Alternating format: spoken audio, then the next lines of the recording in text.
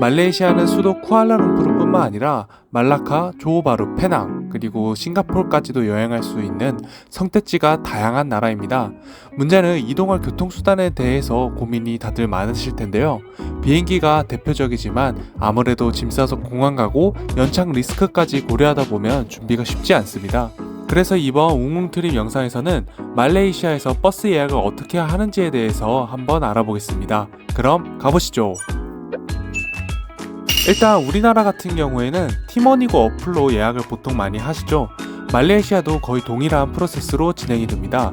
저는 쿠알라룸푸르 공항에서 말라카 터미널까지 갔다가 말라카 터미널에서 다시 쿠알라룸푸르 터미널 TBS까지 도착하는 일정으로 이동을 했는데요. 예약 같은 경우에는 이지부, 레드버스 등 여러 사이트가 말레이시아에 있습니다.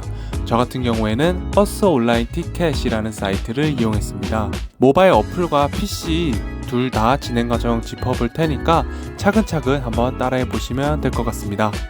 자, 먼저 어플에 접속하시게 되면 가장 먼저 해야 될 것은 회원가입입니다. 그래서 마이 어카운트 우측 상단을 눌러서 로그인 사인업을 누르시면 이렇게 회원가입을 하실 수 있는데요.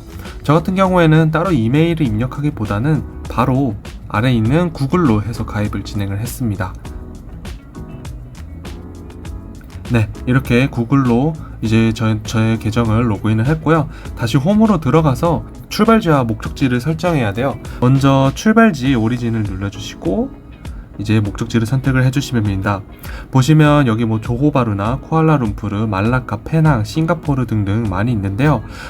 제가 갔었을 때는 말라카에서 쿠알라룸푸르까지 이동을 하는 과정이었기 때문에 해당 과정으로 보여드리겠습니다. 먼저 말라카를 해주시고요. 그 다음에 이제 데스티네이션 독착지인데요. 쿠알라룸푸르 터미널로 클릭을 하겠습니다. 네, 그 다음에 좌측 하단에 디파트 데이트 출발 날짜를 설정하는데요. 예시로 6월 저희가 26일쯤 출발하는 걸로 한번 확인을 해보겠습니다. 그 다음 서치 트립을 누르시게 되면 확인해 보시면 이렇게 나오는데요. 차근차근 살펴보시면 여기 적혀있는 KKL은 이제 브랜드 이름입니다. 우리나라 뭐 예를 들면 속리산 고속처럼 버스 회사의 이름을 나타내는 거고요.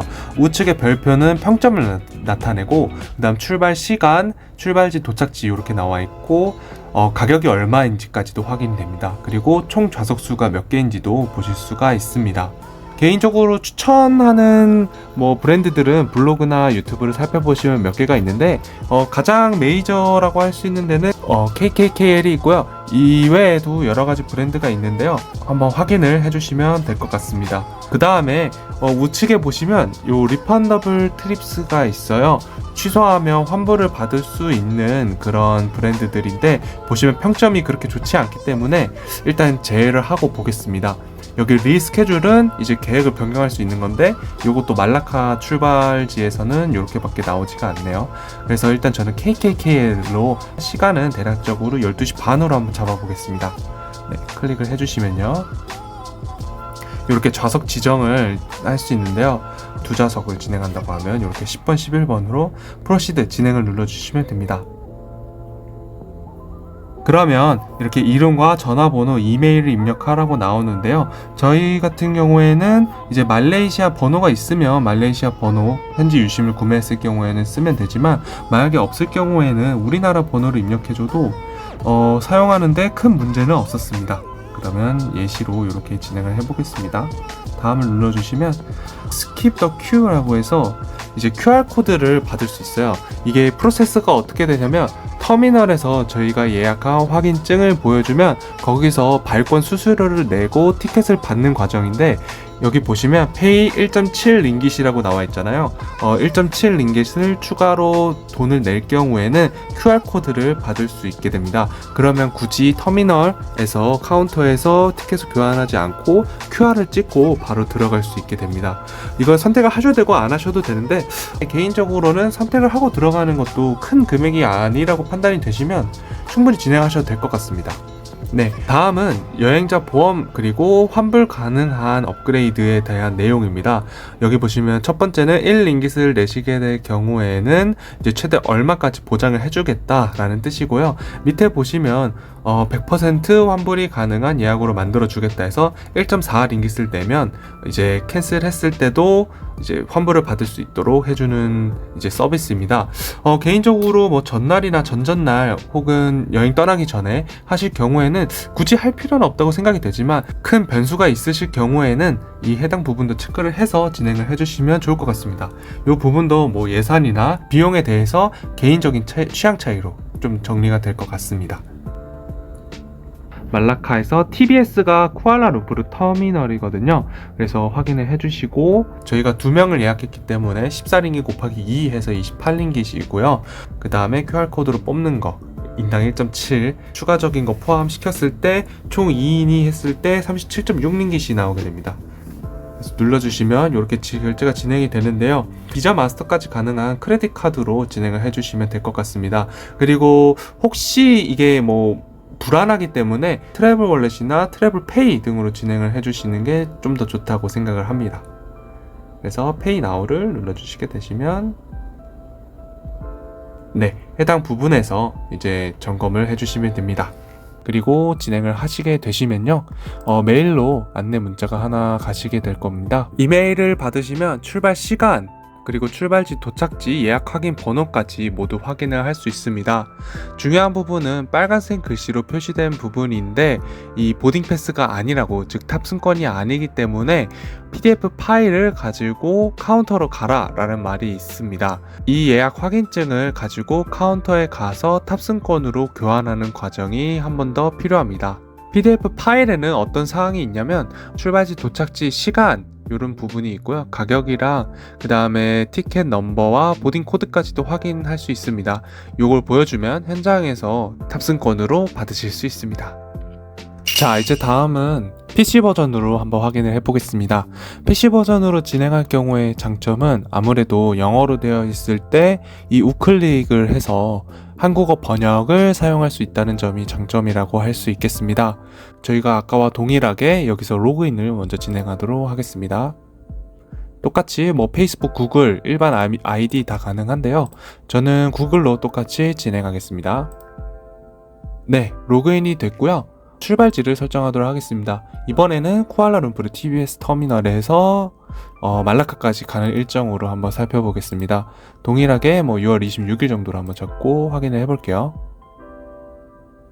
아까 모바일 화면과 거의 동일하게 확인하실 수가 있는데요. 보시면 아까 말한 회사 이름, 그 다음 시간, 그리고 출발지, 도착지, 평점, 그리고 얼마인지까지 전부 확인이 가능하십니다. 저 같은 경우는 아까와 동일하게 클릭을 해서 한번 확인을 해볼게요. 좌석 선택은 위와 같은 식으로 가능하고요. 7, 8번 두 자리를 한번 진행을 해보겠습니다.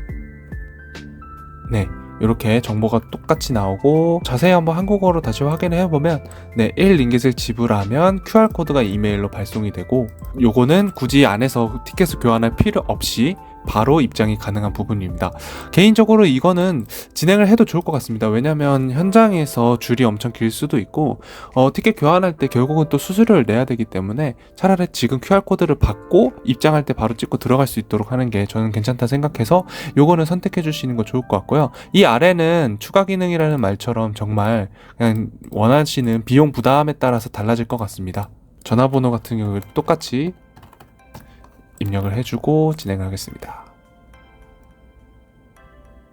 네, 넘어오시면 바로 이렇게 할인 코드를 입력하거나 이제 정보를 입력하는 화면이 나오게 되고요. 저희 같은 경우에는 이제 신용카드로 대부분 지불을 하시겠죠. 뭐 구글페이를 자주 사용하신다면 등록된 정보 바로 결제 가능하시고요. 저 같은 경우에는 아까 말씀드린 것처럼 트래블 월렛 이런 걸로 전 결제를 많이 하기 때문에 추천을 드리는 편입니다. 이후 과정은 아까 오픈할 때처럼 똑같이 구글 메일을 받고 진행을 해주시면 됩니다. 네, 이렇게 버스를 예매하신 후에는 현장에서 발권을 진행을 하면 되는데요. 아까처럼 수수료로 QR코드를 받으신 경우에는 입장하기 전에 한번 QR코드를 찍고 들어갑니다. 그리고 대합실에서 또 한번 버스를 타시기 전에 한 번 더 찍으시면 되는데요. 만약에 QR코드가 없으신 분들은 현장에서 티켓을 교환을 하시면 되고요. 동일하게 수수료가 나가실 수 있으니까 한번 참고 부탁드립니다. 아무래도 피크 시간대나 주말 같은 경우에는 관광객뿐만 아니라 말레이시아 현지인들도 많이 이동을 하기 때문에 붐빌 것을 고려해서 진행을 해주시면 될 것 같습니다. 그리고 여담으로 저희는 공항에서는 현장에서 발권을 진행했는데, 공항에서 진행하는 현장 발권 같은 경우에는 어디서 타야 되는지에 대해서 확실하게 한번 확인을 해주시고 탑승을 하면 좋을 것 같습니다. 갑자기 변동이 있을 수도 있고 거기서 일하시는 분들이나 현지인 분들에게 이게 맞냐고 한번 여쭤보시면 차근차근 친절하게 알려주시니까요. 크게 걱정하지 않고 진행을 하시면 될 것 같습니다. 추가로 말씀드리면 출발과 도착 터미널 위치 같은 경우에는 예약하신 부분에서 확인을 하실 수가 있고요. 만약에 어려우시다면 구글 지도로 먼저 한번 찍으셔서 소요 시간이나 거리를 한번 확인해 보시는 것도 좋을 것 같습니다. 그리고 말레이시아에서 싱가포르로 국경을 넘으실 수도 있는데요. 말레이시아에서 출국 심사 후 하차를 하시게 되시고요. 바로 앞에서 싱가포르에서 다시 입국 심사를 하시게 되기 때문에 여권을 필수로 지참하셔서 이동을 해주시면 될 것 같습니다. 네, 생각보다 우리나라와 비슷한 부분이 많아서 그렇게 어렵지는 않으실 것 같습니다. 그러면 빠이!